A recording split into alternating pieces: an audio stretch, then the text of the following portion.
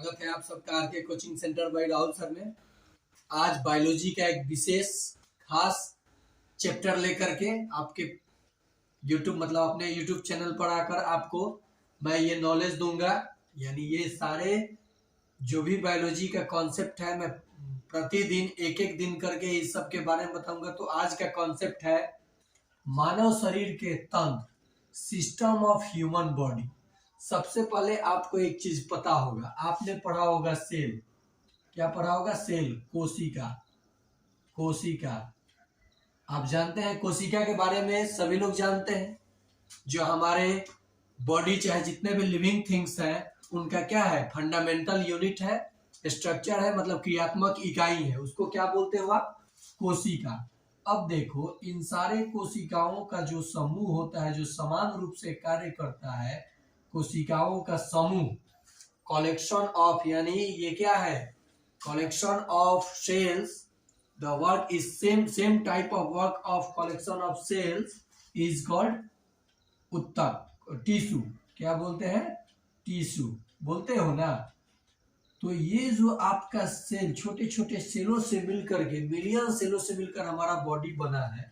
अलग अलग सेल का कार्य अलग अलग है। अब ये सेल का जब समूह मिलेगा बहुत सारा, तो उसको कहोगे टिश्यू, यानी उत्तक। और उत्तकों के समूह को कहोगे अंग, और अंगों के समूह को कहोगे, अंगों के समूह को तंत्र, सिस्टम। अब जरा यहां देखो, तो टिश्यू आप समझ रहे हो, सेल पहले पढ़ चुके हो। सेल के बारे में आप लोग ऑलरेडी पढ़ चुके हो, learn about in previous class cell. Cell की खोज आप जानते हो रॉबर्ट हुक ने किया था, डेड सेल को 1665 में, और जीवित की सेल को लिवेन हॉक ने खोजा था इनेमल दांत में, और मृत सेल को खोजा गया था पेड़ के छाल में। तो ये आप जानते हो। आइए हम लोग आज जो स्टार्ट करने वाले हैं, आज का जो टॉपिक है वो है सिस्टम ऑफ ह्यूमन बॉडी। तो शरीर के अंदर देखो, इसको डिफाइन कैसे? शरीर के अंदर अंगों का वह समूह जो एक दूसरे से जुड़े हैं। शरीर के अंग एक दूसरे से जुड़े हुए हैं। तो जी सर, जुड़े हुए हैं। देखो, पहले डिफिनीशन देख लो, तो मैं याद कैसे याद करने के लिए सिखाऊंगा। एक दूसरे से जुड़े हैं, जो मिलकर सामूहिक रूप से कार्य करते हैं। जो मिलकर सामूहिक रूप से कार्य करते हैं, सब मिलकर के कार्य करता है। मान लीजिए अगर इन सब में अगर लड़ाई हो गया, तो कहेगा पाचन तंत्र, हम नाराज हैं, हम आपके जितने भोजन करते हो पाचन नहीं कर पाएंगे। तो जब पाचन वो नाराज हो जाएगा, तो आपका एसिडिटी, घोए घाए शुरू हो जाएगा। और जब वो कोई भी एक सिस्टम नाराज होगा, तो आपका दैनिक जीवन का कार्य बिगड़ जाएगा, यानी आप डिजीज से ग्रसित हो जाओगे, बीमारियों से। तो समान कार्य सामूहिक रूप से कार्य करते हैं। समान क्रिया वाले सामूहिक अंगों को ही तंत्र कहते हो, यानी सिस्टम। देखो, इसमें दो तीन चीज याद रखो। अंगों का समूह एक दूसरे से जुड़ा हुआ है और वो कार्य भी करता है हमारे लिए, और सामूहिक रूप से जब वो कार्य करता है तो उसी को हम लोग क्या बोलेंगे? तंत्र, यानी सिस्टम। तो समझ में आया होगा। अब निम्न तंत्र द्वारा हमारा शरीर बना हुआ है। हमारे शरीर के अंदर निम्न तंत्र पाए जाते हैं, निम्नलिखित। तो कौन कौन? तो आइए हिंदी और इंग्लिश दोनों में जानिए। पाचन तंत्र, डाइजेस्टिव सिस्टम, इसी के लिए तो सब कुछ हो रहा है, पाचन तंत्र के लिए ना। खाओगे तो जाओगे, पचाओगे, ठीक है, तो खाने के बाद जाना ही है। दूसरा हो गया श्वसन तंत्र, खाओगे तो श्वसन करोगे। सभी आप जानते हो, जीवित वस्तु, लिविंग थिंग्स, श्वसन की क्रिया, प्रजनन की क्रिया और उसमें बढ़ने की क्रिया, ये सब होती है। तो जीवित है, नहीं तो क्या है? सजीव है, नहीं तो निर्जीव है, लिविंग और नॉन लिविंग। नेक्स्ट है उत्सर्जन तंत्र, एक्सक्रेटरी सिस्टम, श्वसन तंत्र, रेस्पिरेटरी सिस्टम। तो सिस्टम अब आप लोग लगा लोगे। तंत्रिका तंत्र, नर्वस सिस्टम, परिसंचरण तंत्र, सर्कुलेटरी सिस्टम, हमारे शरीर में ब्लड का परिसंचरण होता है, हमारे शरीर को कंट्रोल भी किया जाता है। तो कंट्रोल तंत्रिका तंत्र द्वारा किया जाएगा। अब इसके कितने पार्ट है पढ़ेंगे हम लोग अगले पार्ट में। परिसंचरण तंत्र, कंकाल तंत्र, जो हमें मदद करता है स्टेबल होने के लिए, कहीं खड़ा होने के लिए, चलने के लिए, दौड़ने के लिए, कार्य करने के लिए। उसके बाद हो गया अंतःस्त्रावी तंत्र एंडोक्राइन, ये स्केलेटन हो गया।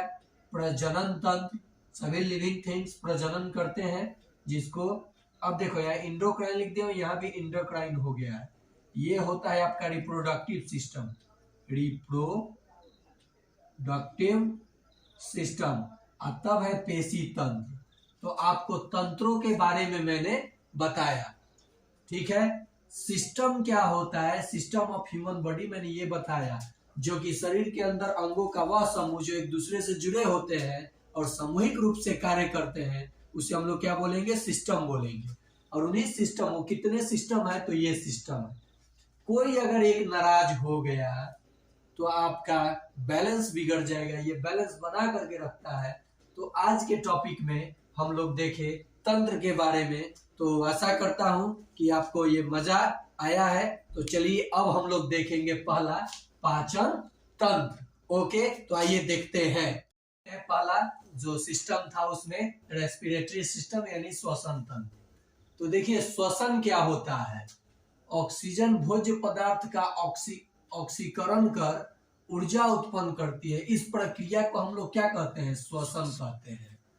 ऑक्सीजन भोज्य पदार्थ का ऑक्सीकरण कर ऊर्जा उत्पन्न करती है। जब हम भोजन करते हैं तो ऑक्सीजन क्या करता है, उस भोजन को भोज्य पदार्थ का ऑक्सीकरण करता है और हमें ऊर्जा प्रदान करता है, जिसको हम लोग केमिकल इक्वेशन से दिखाए हैं। देखिए ये श्वसन की प्रक्रिया का केमिकल इक्वेशन है, यानी रासायनिक सूत्र।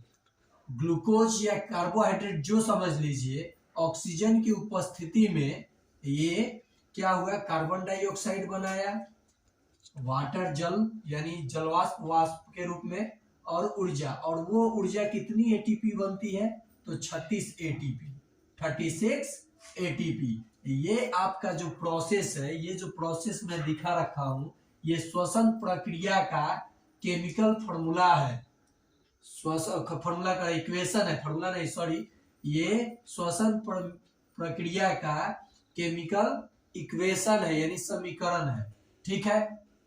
अब जरा देखिए श्वसन का, ये जो श्वसन की क्रिया होती है किसमें पूरी होती है, तो कोशिका द्रव और माइटोकॉन्ड्रिया में। जी हाँ, आपने क्या सुना, मतलब समझा, जो श्वसन हमने के करे नहीं सर, जैसे गैस इनहेल करे नहीं सर और एक्सहेल, इनहेल और मतलब लेने नहीं सर, छोड़े नहीं सर। तो पेड़ पौधा से हमने का ऑक्सीजन लेवे नहीं सर और कार्बन डाइऑक्साइड देवे नहीं सर। तो वह चीज यहाँ कहते हैं, जो श्वसन होला सभी जीवित वस्तुओं में, तो वो कहाँ होला, तो कोशिका द्रव, साइटोप्लाज्म साइटोप्लाज्म और माइटोकॉन्ड्रिया में ये पूरी होती है श्वसन की प्रक्रिया। एक नोट और जानिए, 1 मिनट में श्वसन 12 से 15 बार होती है। देखो एक बार इनहेल और एक्सहेल की प्रक्रिया लेकर छोड़ना एक श्वसन कहलाता है। तो वैसे ही 1 मिनट में कितनी बार होता है, मैक्सिमम 12 से 15 बार। ओके, ये आप केमिकल इक्वेशन देखें श्वसन का। श्वसन कहाँ होता है, तो कोशिका द्रव और माइटोकॉन्ड्रिया में। 1 मिनट में कितनी बार, तो 12 से 15 बार। श्वसन का नियंत्रण कहाँ होता है, हमारे ब्रेन का कौन सा भाग श्वसन को कंट्रोल करता है, रेस्पिरेशन को कौन से कंट्रोलिंग पावर है, तो मेडुला ऑब्लोंगेटा नियंत्रण करता है, किसका, श्वसन का। अब जरा देखिए बाबू, जो टोटल श्वसन जो हुआ ना, उसमें हमें टोटल ऊर्जा कितनी प्राप्त होती है, ऑब्जेक्टिव क्वेश्चन आता है। देखिए 3 ऑब्जेक्टिव यहाँ बना। श्वसन की प्रक्रिया कहाँ होती है, तो कोशिका द्रव और माइटोकॉन्ड्रिया में। दूसरा, 1 मिनट में श्वसन कितनी बार होती है, तो 12 से 15 बार। श्वसन की प्रक्रिया का नियंत्रण कौन करता है, तो मेडुला ऑब्लोंगेटा। श्वसन की पूरी प्रक्रिया में ऊर्जा कितनी मिलती है, तो 38 एटीपी। अब आइए हम लोग देखेंगे श्वसन को 3 प्रकार में बांट करके। पहला है बाह्य श्वसन, दूसरा है गैसों का शरीर में परिवहन, और तीसरा है आंतरिक श्वसन। Okay, internal respiration, external respiration, और ये transportation of gases in body. Next, बाह्य श्वसन में देखो क्या होता है, ऑक्सीजन और कार्बन डाइऑक्साइड हम लोग लेते हैं, उसको बोलते हैं निश्वासन। लेते हैं तो क्या लेते हैं, ऑक्सीजन, और छोड़ते हैं उसको बोलते हैं उच्छ्वास। ठीक है, तो इसमें हम लोग क्या छोड़ते हैं, कार्बन डाइऑक्साइड। लेकिन लेने की प्रक्रिया में भी ये सब हम लोग लेते हैं, इनहेल करते हैं, और एक्सहेल जो करते हैं वो ये करते हैं। तो यहां देखिए, इनहेलिंग में हम लोग नाइट्रोजन 78% लेते हैं, ऑक्सीजन 20% यानी 20.9 21% अप्रोक्सीमेटली एवरेज में, ये मैं 20% राउंड फिगर में लिया हूं, 21 भी ले सकता था। Carbon dioxide 0.03%। आपको पता होना चाहिए एटमॉस्फेयर में कार्बन डाइऑक्साइड की परसेंटेज वैल्यू कितनी है, तो 0.03%, और कार्बोनेट के फॉर्म में 0.02%। अब देखिए, तो कार्बन डाइऑक्साइड हम लोग कितना लेते हैं, 0.03%, और वाटर 0.5%। जलवाष्प, वाटर नहीं, इसको हम लोग वाटर वेपर के रूप में लेते हैं। तो ये सब हम लोग लेते हैं। हम लोग केवल जानते हैं कि ऑक्सीजन लेते हैं, नहीं, आज से ये कभी नहीं बोलिएगा कि केवल ऑक्सीजन लेते हैं, इनहेल किए। अब देखिए, जितना नाइट्रोजन लिए उतना हम लोग छोड़ दिए, एक्सहेल कर दिए। ऑक्सीजन लिए 20%, 16% छोड़े, 4% मैंने चुरा लिया, हम लोग चुरा लिए। ये चुराए नहीं, ये क्या हुआ, कोशिकाओं को एनर्जी चाहिए तो कोशिकाएं रख लेते हैं, तो उसके बाद कम हो गया, 16% ये एक्सहेल करोगे। कार्बन डाइऑक्साइड देखो बाबू, 0.03% लिए और 4% छोड़ रहे हो, कितना ज्यादा छोड़ रहे हो। और ये चाहिए पेड़ पौधों को, और ये आपका वार्म गैस है कार्बन डाइऑक्साइड, इसीलिए किसी कमरे में अधिक संख्या होती है तो उसमें आपको टेम्परेचर जो होगा आपको उच्च फील होगा, महसूस होगा। तो ये जो है कार्बन डाइऑक्साइड गर्म गैस है, और हमारे वायुमंडल के तापमान को बनाए रखने में क्या करता है, मदद करता है। तो हमारे कार्बन डाइऑक्साइड कितना पाया जाता है वायुमंडल में, तो 0.03%। अगर इसकी मात्रा बढ़ रही है या घट रही है तो डिस्टरबेंस होना ही है।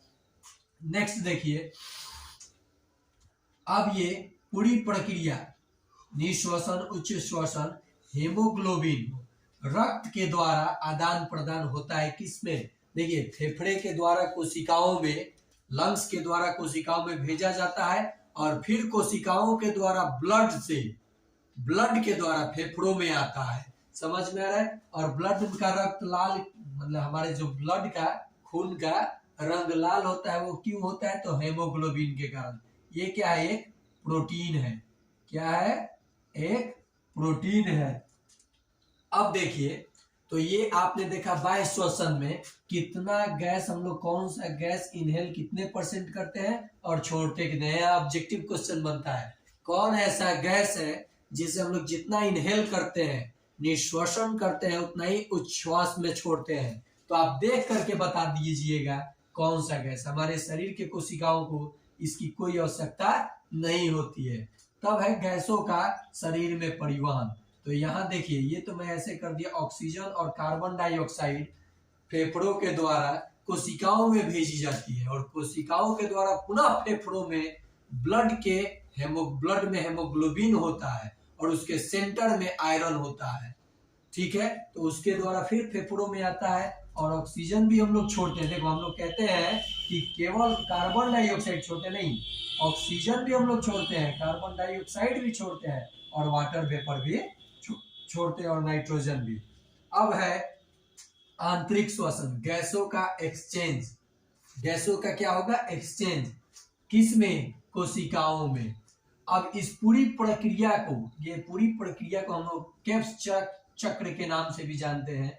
अब ये गैसों का जो एक्सचेंज है आंतरिक श्वसन, 2 पार्ट में होगा, अनॉक्सी और ऑक्सी, एनारोबिक और एरोबिक। मतलब अनॉक्सी ऑक्सीजन की अनुपस्थिति में, और ऑक्सी ऑक्सीजन की उपस्थिति में। तो ऑक्सीजन की उपस्थिति में हमें ज्यादा ऊर्जा मिलेगा, और अनुपस्थिति में कम ऊर्जा मिलेगा। तो कैसे आपका श्वसन में, किस प्रकार के श्वसन में आपको अधिक ऊर्जा प्राप्त होगी, तो कहिएगा ऑक्सी श्वसन में। तो देखिए अनॉक्सी श्वसन क्या होता है, एनारोबिक रेस्पिरेशन। इसमें ग्लूकोज टूट करके, ग्लूकोज ऑक्सीजन की अनुपस्थिति में टूट करके पायरुविक अम्ल और 2 एटीपी ऊर्जा प्रदान करता है। देखिए बनता तो एक्चुअल में 4, लेकिन 2 खर्च हो जाता है और 2 ही बन पाता है या 2 ही दिख पाता है, मतलब मिलता है, तो 2 एटीपी ऊर्जा बनता है। इस पूरी प्रक्रिया को, अब ये देखिए अनॉक्सी श्वसन कहाँ होता है, तो कोशिका द्रव में, और इस पूरी प्रक्रिया को ग्लाइकोलिसिस कहते हैं, ग्लाइकोलिसिस। देखिए अनॉक्सी हो चाहे ऑक्सी हो, दोनों को क्या कहेंगे, ग्लाइकोलिसिस। अब देखिए ये कहाँ होता है अनॉक्सी श्वसन, तो कोशिका द्रव में। तो ऑब्जेक्टिव क्वेश्चन बनेगा कि अनॉक्सी श्वसन कहाँ होता है, तो क्या कहिएगा, आपको ऑप्शन मिलेगा माइटोकॉन्ड्रिया,